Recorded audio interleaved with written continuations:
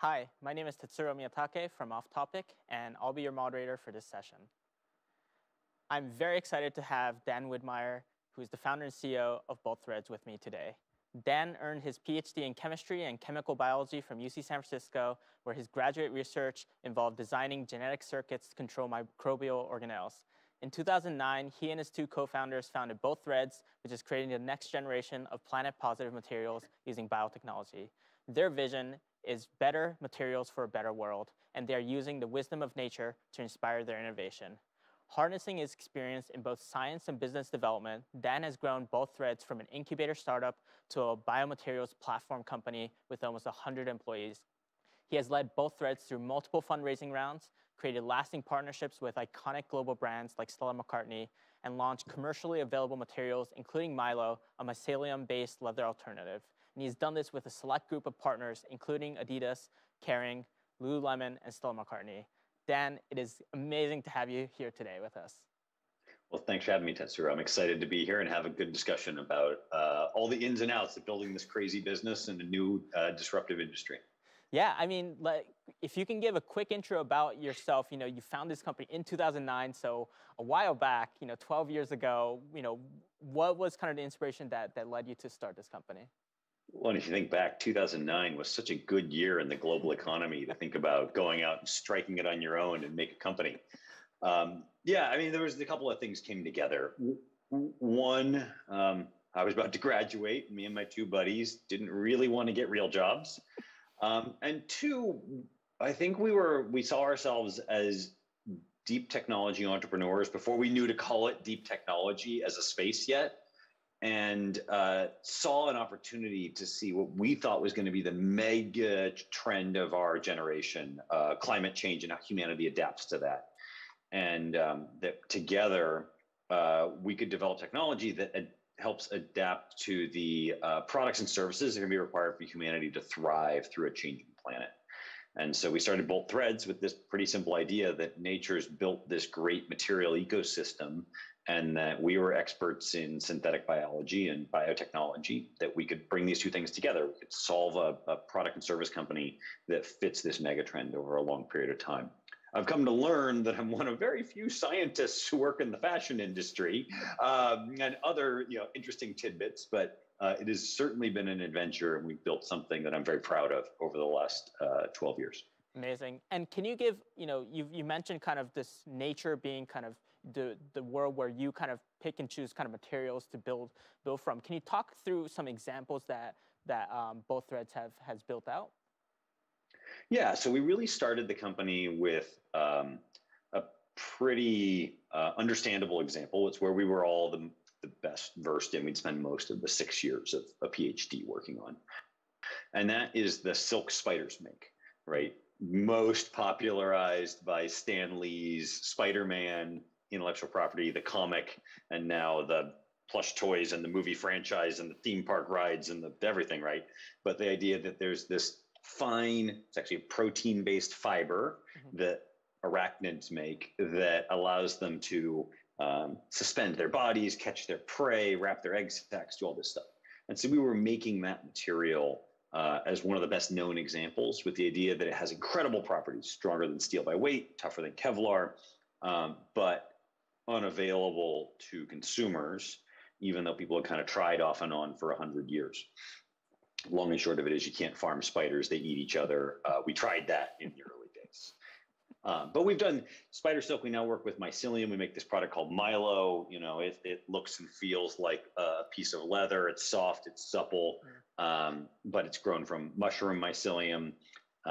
We've made polymers out of proteins for the beauty and personal care industry. The one there I think of is called bee silk. It's a different silk molecule that shows up and is has a lot of interesting properties. And there's much stuff we don't talk about as much, but we look at nature as life's been on this planet for 3.8 billion years. You look at everything around you, and living things are growing amazing materials everywhere you look. They've evolved to be circular. Nature eats its own materials and turns them back into new materials. And almost like almost too good to be true gift, It leaves the blueprints for how it does it encoded in its DNA. And we as humans developed this technology to read DNA very efficiently over the last 30, 40 years.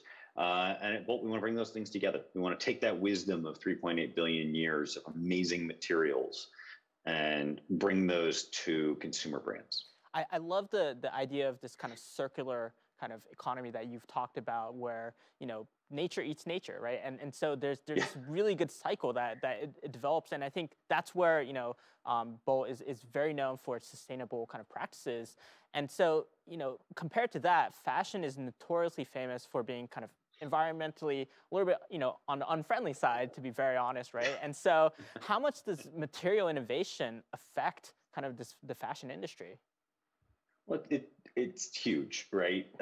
Fashion is a business that has multiple things going on there. Amongst them are material usage, which really, frankly, fashion's embrace of new materials has really happened in the last 100 years, which may seem like a long time, but if you think about all of human history, it's not that long. And it really goes back to the invention of the petroleum polymer in the 1930s. Let's call it the 1930s. So you can get some things like rayon were invented in the 1880s, but it was niche-y until it got pretty well developed. But so for the last roughly 100 years, fashion's embraced petroleum polymers and materials, and that's where you get your waterproof membranes and your plastic fibers and all these other things. The other thing that's happened is in a modern consumer economy in the United States, Japan, Europe, we buy a lot more stuff and throw away a lot more stuff in a pretty extractive nature, right? The model in fashion and many other consumer industries, let's just not just pick on fashion, but we pick on fashion a lot here at Bolt because it's the one we know and love. We think it can be much better. But the model is roughly we take something from the ground, whether that's a bunch of oil or something that's grown like cotton or wool. It's processed into a product. The consumer buys that product, uses it, and then maybe if you're lucky, they resell it and someone else uses it a little bit, or if it's a kid's piece, you have the younger kid use it, until you're the unlucky last kid in the chain. And then at the end of their life, it throws away. You put it in a bin and it goes to a landfill. Maybe if you're lucky, it gets shredded up and turned into insulation. That's just the kind of rule of the road. You buy lots of stuff. In fact, if you go back to my birth year, 1981, we consume on average 5 times as many units of apparel and footwear and accessories as we did back then, which is kind of mind-boggling. It's not like 5 times as many. And so when you look at fashion, there's 2 big things that drive the materials impact and the sustainability impact. One, there's after you buy something, your care of it when you wash things, your usage of water, chemistry, as well as energy to heat your water to run your washing machine becomes meaningful. But about 75% of the impact came from the choice of raw materials and the sourcing of those. And so when we look at this to the future, that's the part we think Bolt can have a really big impact on. And it may surprise you to learn. It certainly surprised me, but I'm kind of a dum-dum about this stuff. That there's not exactly a whole lot of physicists, chemists, biologists, and chemical engineers hanging out in fashion companies solving these problems for new materials. They rely on people in the supply chain like Bolt Threads to innovate for them. And as I've learned that, it makes total sense, right? You need a bunch of nerds who are not very fashionable who live here in Berkeley to do that part for you. No, I think you're absolutely right there. And I think, the trend of us consuming more products, it doesn't look like it's really going to flatten, right? Or even go down, right? I think it's continually going up, whether that's a good thing or bad thing. But in that reality, we have to understand, there has to be fundamental shifts, right? And so, a lot of people talk about kind of the recycling, upcycling, which is very important. But at the end of the day, the supply chain, the materials, that's where it all starts, right? Yeah, I mean, we're a sustainability first company, right? Our internal mission statement is way better materials for a way better world.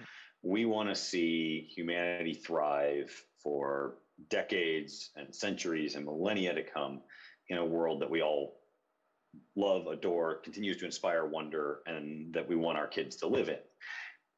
That being said, like we probably are at a state in humanity where we're 7-ish, 8 billion people, probably heading to 10, somewhere around there. Like that's enough people and enough consumption that we're on the borderline of having really big impacts on the world around us. So we have to be mindful and think about how we consume our resources. I agree with you. I don't see the consumer trend just turning itself around and we all consume, 1/10 as much anytime soon. So we need to be more efficient in how we use our resources. And that's a place that we can develop technology. I mean, this is a wonderful technology conference. Technologists should be dreamers and optimists for what we can build for the future. And what we dream of is a more efficient future for how we use those resources.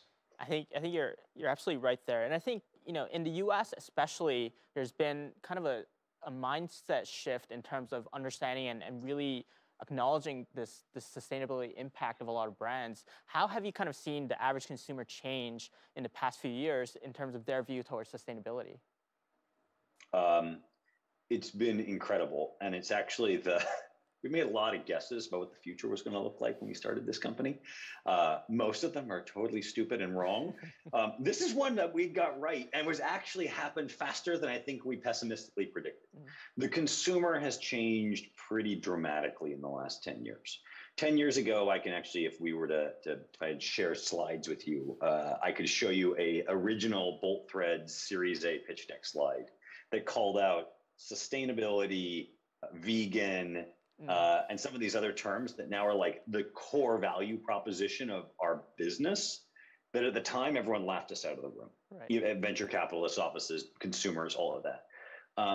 What we're seeing now is this rapid rise of consumers, and especially young people who are mindful about their consumption, and they want their purchasing decisions and their actions to drive a better future. They've really internalized the voice the consumer has with the places they do business at, whether those are services or products. And so we see this as that was the expectation as the visible impacts of climate change started to show up more. I'd argue the last 2 years, I live here in Northern California, where wildfire season was like blessedly mild this year. The 4 years before, we were all running around with N95 masks on all our kids because the wildfire smoke was so bad that it was a human health hazard. Hurricane season, typhoon season, you name it, like people are starting to see acute impacts of climate change that impact their lives, and that is driving them to become more fervent environmentalists. And the younger people are, the even more it's pushing them because they're going to live on this planet that we're screwing up for a lot longer. And so that is a sea change that we think is driving not just Bolt Threads forward, but encouraging brands to look for solutions and adopt them, even when they're outside of their normal comfort zone. That's incredible. And let's shift gears a little bit and talk about kind of Mylo and kind of the product that you've built. I think the first question is why Mycelium? Why does mushrooms make this better, right? And then the second part is what are some of the characteristics that you found with the Mylo leather? How similar is it to leather? Yeah, great questions. And so when we look at Bolt, we think of this whole cornucopia of 3.8 billion years of life on Earth is the canvas we're pulling from. When we design a technology stack to go after a material, our philosophy internally is that the technology of biomaterials is largely conserved by the way biology evolves new features and functionality and then implements them. Now, it may not be so obvious if you're not like deep in the weeds like we are, but that's our maybe uncommon belief about the world. When we look at a place to make textiles that are like leather, Mycelium were a really interesting opportunity for us because it's a place where nature is making really, really fine fibrils that can be made into something that feels a lot like a piece of leather. With that soft kind of supple texture, and I've got a piece here and this is actually a pretty old piece, but it only gets better and better as time goes on. But you get something that feel. I mean, this one's been embossed and finished a little bit, but this is the natural color of Mylo when we get through the process. And I think the idea here is that Mycelium enabled this product to be it's a pretty efficient process to grow them.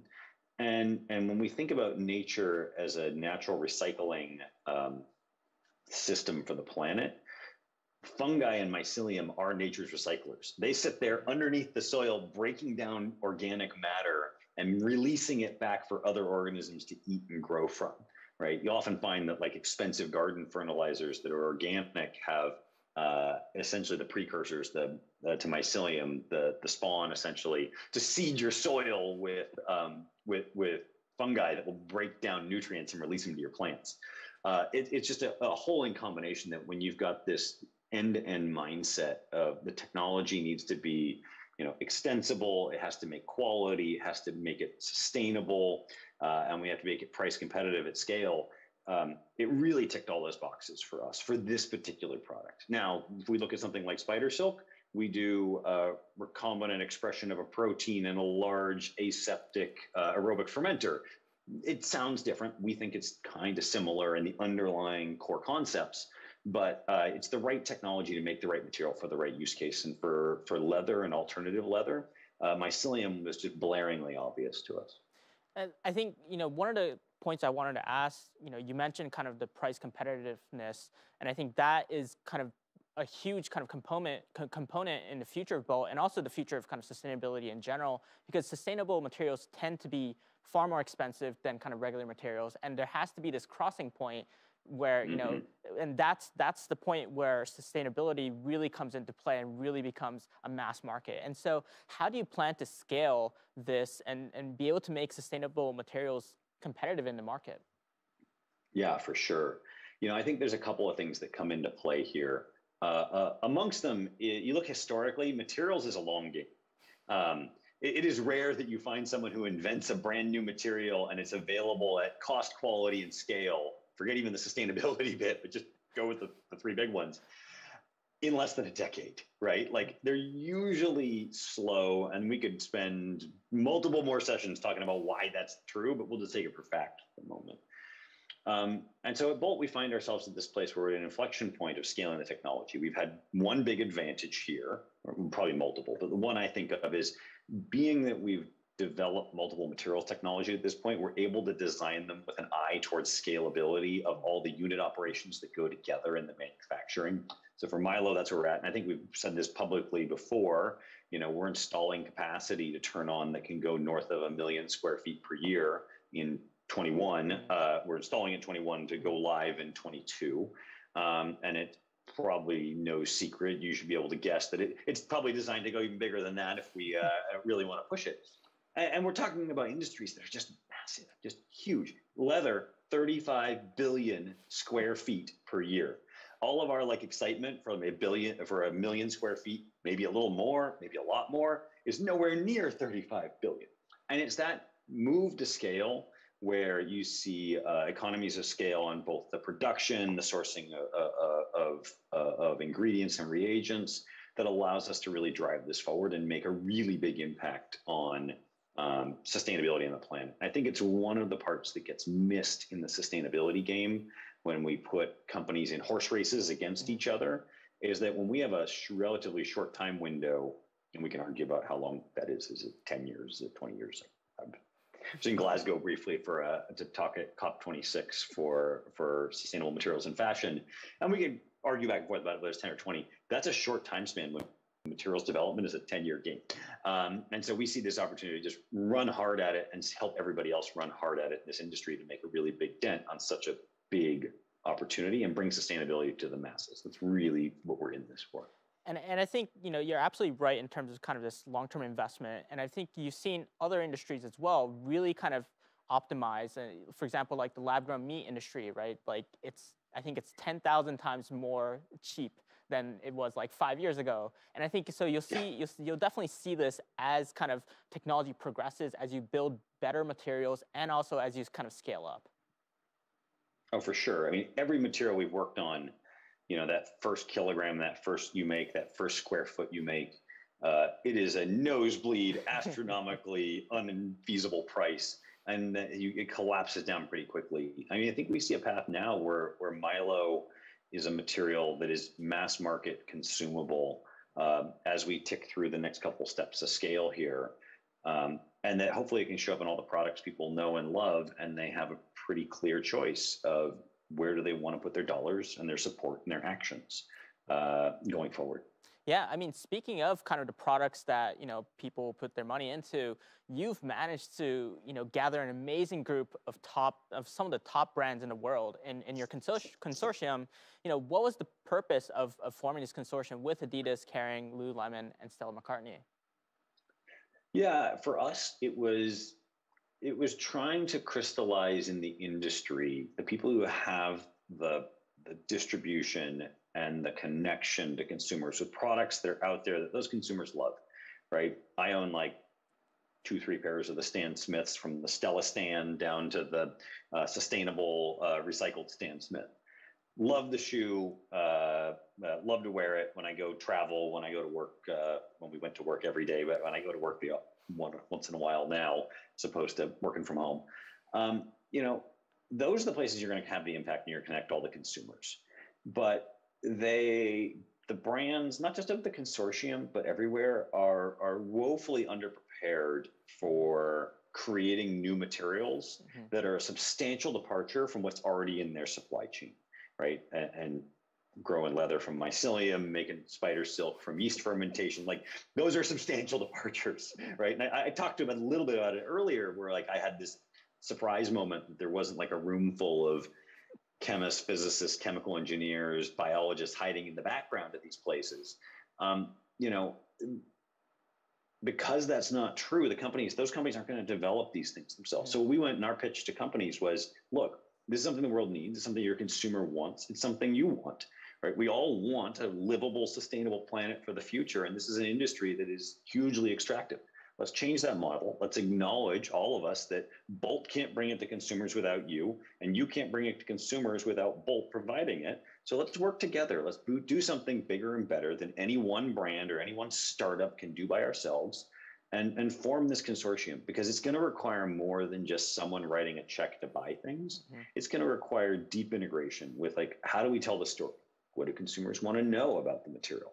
What do designers want to know, right? Like, this material is great, right? But it's not leather. It's going to have new fun things, some good, some bad, and we're going to improve it and learn and everything along the way. But let's do this in kind of a non-competitive way and develop the products people know and love with an eye towards the future and sustainable versions. And to all their credit, Kering, Stella McCartney, Adidas, Lululemon, they got it. They got on board with it. There were some brands that aren't in that list that didn't get on board with it. And we wanted to put together the group that was ready for this. And that's built a fabulous partnership for both developing the material.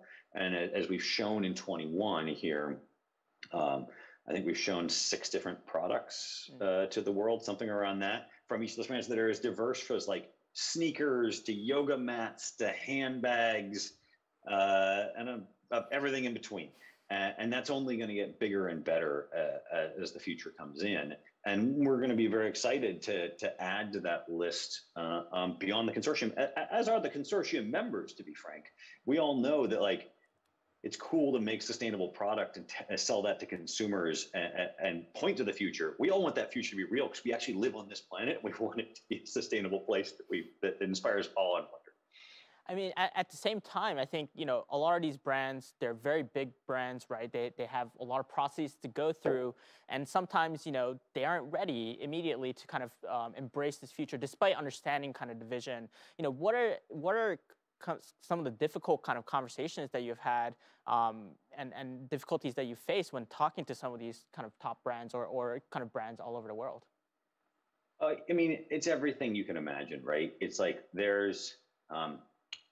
I'm going to give you the analogous story, not with the brands, but what you see from politicians.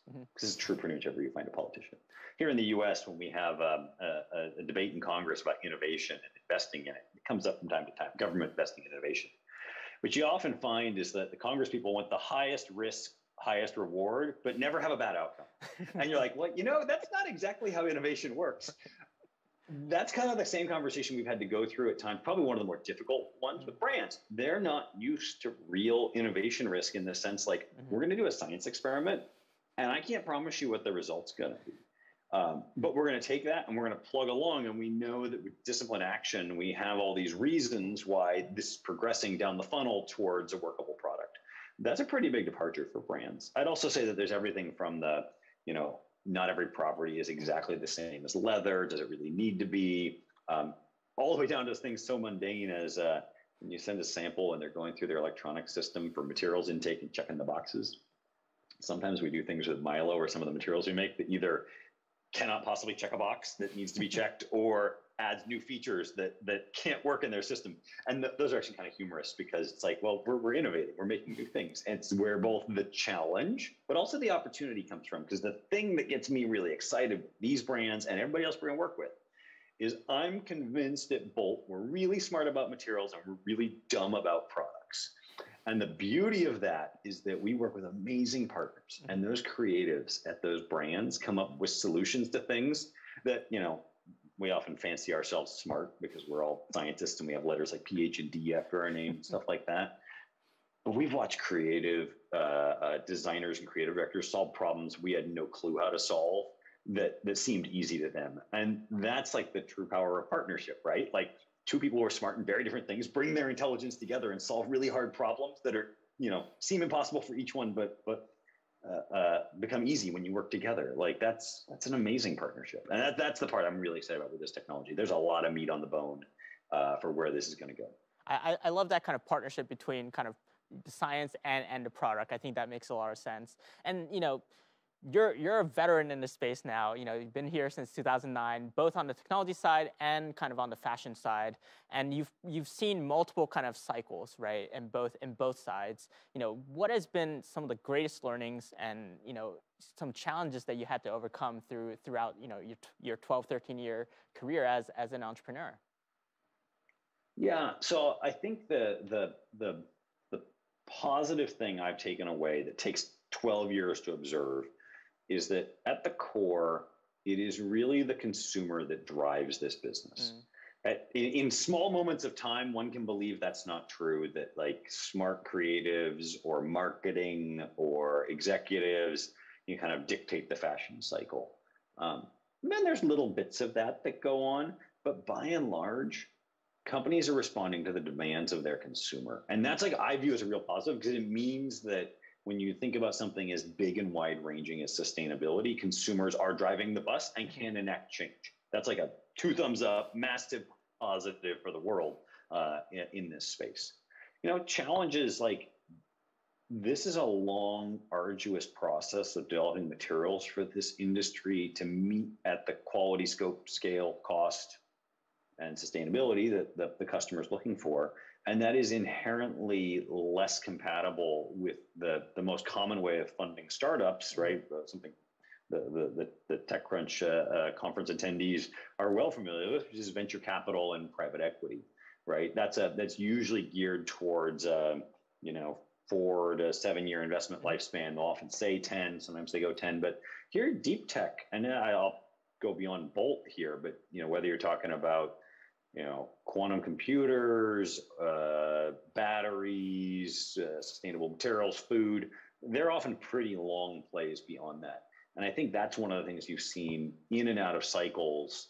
It's still, that's a mismatch that has to get solved. One of the biggest problems in the world I see is this gap in what's the right funding vehicle for people who are innovating on deep technology over this gap between probably years 7 and 15 is probably where it's most interesting, when the development cycle that hasn't yet kicked into a fully scaled commercialized business. I think you're absolutely right there. I mean, you're in year 12, and as you mentioned, you're at the inflection point now, so you're going to grow from here, and so it's a 10-year venture capital fund isn't going to match very well in terms of incentives. So, I think the last kind of question that I wanted to ask you was, what is next for Bolt Threads and also Milo? Like, what's in your roadmap in the future? Yeah, we got a lot of exciting things coming down the path here. Milo is our overwhelming focus in the company right now. So first and foremost, scale, right? We've got to make more. We've been through this journey. We've shown the world products that our partners are developing. 2022 and even pretty early in 2022, those are going to start showing up in people's hands. And we are thrilled about that. We want that number to be big, right? Because this is a big industry, big opportunity. And we think it's going to be a pretty exciting ride as consumers are able to voice these opinions that they're saying and communicating on social, but being able to do it with their feet and their dollars. And that's going to be really exciting. So we'll bring on this new capacity. We will ramp it. We will scale it. We'll build more capacity. Like we're excited for this part of the journey. It's going to be a really exciting piece. There's also going to be some back end where we think about what new versions of Milo look like to access new areas as well as develop new materials. And you know, last but not least, you know, I think we've had these wonderful partners in the consortium that have worked with us in this, that I've described kind of almost pre-competitive way to bring this technology to readiness in the world. But you know, the thing that's going to come very fast here is where we try to expand this into other partners. And you know, this is the place where I get to tease something that's coming next year for the very first brand in Japan, as yet unannounced and unnamed, that will be launching product with Bolt next year. I actually have a prototype here, this beautiful wallet that this brand will be launching. Let's see if I can get some light on it here. Where made of Milo, going to be an amazing product. I've actually been carrying this one around for a couple of weeks here, testing it out, and bring that to the consumer so that not just the US consumer and the European consumer we've been talking to, but the Japanese consumer is going to have a chance to experience the material. Now, starting a limited drop and expand from there. We have a shortage of material at all times, but we're super excited about that. I think we've done a lot of consumer research. Consumers worldwide, and especially young people, are very excited about being part of a sustainability revolution that pulls everyone forward. And this is going to be a chance for the young Japanese consumer to experience it for the first time. Well, I'm super excited to be able to purchase that product next year, and also just excited about kind of what you've kind of developed in Bolt. You know, it's really kind of changing kind of the landscape from the fundamentals of the supply chain and the materials. So, Dan, thank you for your time today. It was amazing being able to chat with you. Oh, thank you for having me, Tetsuro. And very excited to see where the future takes us and hopefully surprise and delight consumers the world over with what we come up with. Awesome. Thank you. All right, thank you.